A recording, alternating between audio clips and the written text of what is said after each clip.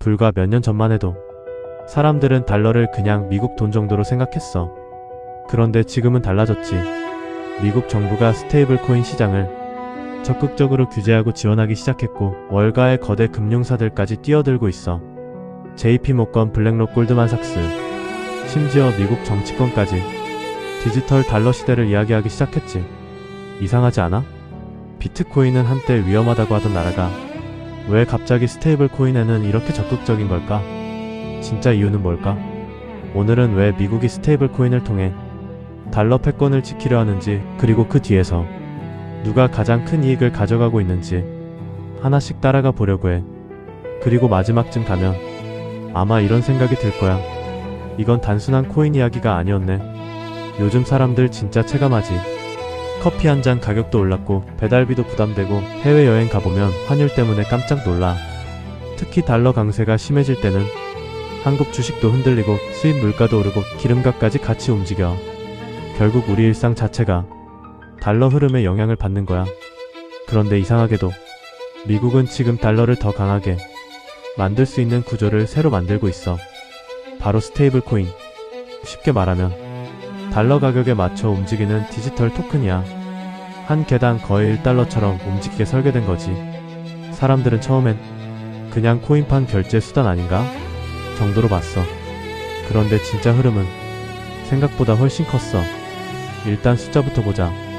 전 세계 스테이블 코인 규모는 최근 3천억 달러 수준을 넘어섰어. 그리고 그 대부분이 달러 기반이야. 여기서 중요한 건 이게 단순 투자 상품이 아니라는 거야. 실제로 해외 송금, 가상자산 거래, 국경 간 결제, 인터넷 서비스 결제까지 점점 더 많이 사용되고 있어. 특히 남미나 중동처럼 자국 통화 가치가 불안한 나라에서는 사람들이 현금 대신 달러 스테이블 코인을 들고 있기 시작했어. 생각해보면 이상하지. 미국 사람이 아닌데도 미국 달러를 쓰고 있는 거야. 그것도 은행 계좌 없이. 바로 이 부분이 핵심이야. 원래 달러 패권은 은행 시스템을 중심으로 움직였어.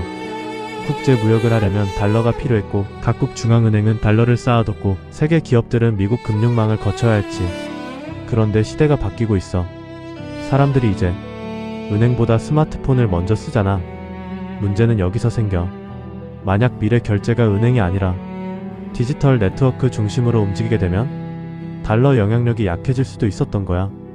그래서 미국은 그 흐름을 그냥 두지 않았어. 오히려 먼저 들어간 거지. 좋아. 디지털 시대가 온다면 그 안에서도 달러를 쓰게 만들면 되잖아. 이 흐름이 바로 지금 미국이 스테이블 코인을 밀고 있는 이유 중 하나야. 그런데 많은 사람들이 놓치는 부분이 있어. 미국은 왜 굳이 민간 기업들이 만든 스테이블 코인을 허용하려는 걸까? 그냥 미국 정부가 디지털 달러를 직접 만들면 되는 거 아니야? 생각보다 이유는 현실적이야. 미국은 기본적으로 민간 금융 중심 국가야. 정부가 직접 통제하는 방식보다 민간 기업을 활용해서 영향력을 넓히는 데 익숙하지. 예를 들어보자. 세계 카드 결제망도 사실상 미국 기업 중심이야. 피자카드, 마스터카드, 페이팔, 인터넷 결제 흐름 자체가 미국 금융 구조 위에 올라가 있었어. 스테이블 코인도 비슷한 거야. 겉으로는 민간 기업 서비스처럼 보이지만 실제로는 달러 수요를 계속 만들어내는 구조인 거지. 그리고 여기서 예상 밖의 돈 흐름이 등장해. 스테이블 코인 회사들은 사용자들에게 달러를 받아. 그리고 그 달러를 그냥 보관하지 않아. 대부분 미국 국채를 사. 미국 국채는 쉽게 말하면 미국 정부가 돈 빌리려고 발행하는 차용증 같은 거야. 최근 테더와 서클 등 주요 발행사들은 세계에서 가장 큰 미국 국채 보유 기관 중 하나 수준으로 올라왔다는 분석이 나와. 이게 왜 중요하냐? 결국 스테이블 코인이 커질수록 미국 국채 수요도 같이 커질 가능성이 있다는 거야. 여기서 연결돼. 미국은 지금 엄청난 국가 부채를 안고 있어. 국가 부채 규모가 38조 달러를 넘었다는 이야기까지 나오지. 그만큼 미국은 계속 국채를 팔아야 해. 그런데 세계 분위기가 예전 같지 않아. 중국은 미국 국채 비중을 줄이고 있고 러시아도 달러 의존도를 낮추려 하고 있어. 심지어 일부 국가들은 자국 통화 결제를 늘리려는 움직임까지 보여. 달러 패권 입장에서는 꽤 위험한 흐름이야. 그런데 바로 그 시점에 스테이블 코인 시장이 커지기 시작한 거야. 이상하게 적절한 시기가 맞아 떨어진 거지. 생각해보면 이건 단순 코인 산업 육성이 아니야. 달러 수요를 디지털 시대에 맞춰 다시 설계하는 작업에 가까워. 예전에는 석유 거래 때문에 달러가 필요했다면 이제는 인터넷 거래와 디지털 결제 때문에 달러가 필요한 구조를 만들고 있는 거야. 그리고 더 놀라운 건 이 흐름의 월가가 엄청 빠르게 들어오고 있다는 점이야. 블랙록은 디지털 자산 관련 사업을 확대하고 있고 JP모건은 자체 디지털 결제 시스템 실험을 계속하고 있어. 왜 이렇게 적극적일까? 결국 돈 흐름 때문이야. 중간 구조를 한번 뜯어보자. 예를 들어 어떤 사람이 스테이블 코인 100만원어치를 산다고 해보자. 그 돈은 발행사로 들어가고 발행사는 그걸 바탕으로 미국 국채를 매입해. 그러면 발행사는 국채이자를 받지. 최근 미국 금리가 높았던 시기에는 이자 수익이 엄청 컸어. 여기서 중요한 건 발행사 입장에서는 사람들이 코인을 오래 들고 있을수록 유리하다는 거야. 왜냐면 그동안 계속 국채이자를 벌 수 있으니까. 결국 구조를 보면 이래. 사용자 스테이블 코인 구매 발행사, 미국 국채 매입, 미국 정부 자금 조달, 발행사 이자 수익. 생각보다 구조가 단순하지? 그런데 영향력은 엄청 커. 결국 가장 안정적으로 돈을 버는 쪽은 거래하는 개인이 아니라 중간 금융 구조를 가진 쪽이었어. 바로 이 부분이야. 그런데 여기서 또 하나의 문제가 등장해. 만약 스테이블 코인이 너무 커지면 은행은 어떻게 될까? 생각보다 위험할 수 있어. 사람들이 은행 예금 대신 스테이블 코인으로 이동하면 은행 예금이 줄어들 수 있거든. 실제로 미국 내부에서도 은행권은 이 부분을 민감하게 보고 있어. 왜냐면 은행은 예금을 바탕으로 대출을 해주는데 예금이 빠져나가면 수익 구조가 흔들릴 수 있으니까.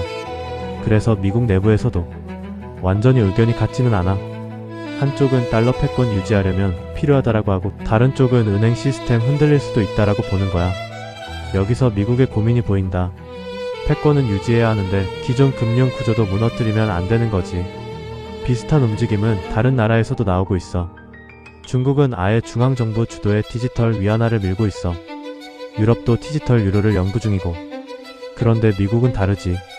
미국은 정부 직접 통제보다 민간 기업 네트워크를 활용하는 방향으로 움직여. 결국 같은 디지털 화폐라도 구조 자체가 달라. 중국식은 중앙통제형, 미국식은 민간 금융 확장형. 그리고 이 차이가 앞으로 세계 금융 질서를 크게 바꿀 가능성이 있어. 더 무서운 건 사람들이 이 변화를 거의 체감 못하고 있다는 거야.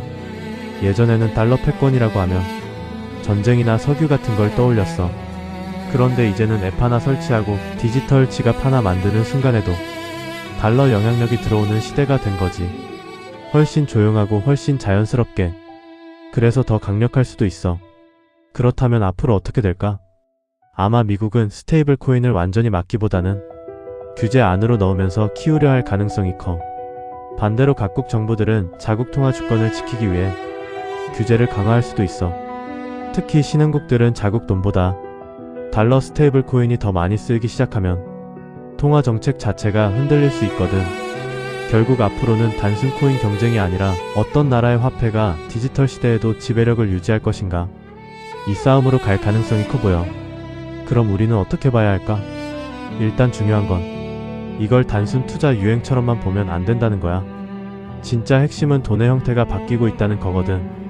현금에서 카드로, 카드에서 모바일로, 이제는 디지털 달러 네트워크로 넘어가는 흐름. 그리고 그 중심에서 미국은 여전히 달러를 놓치지 않으려 하고 있어. 생각보다 훨씬 장기적인 싸움이었던 거지.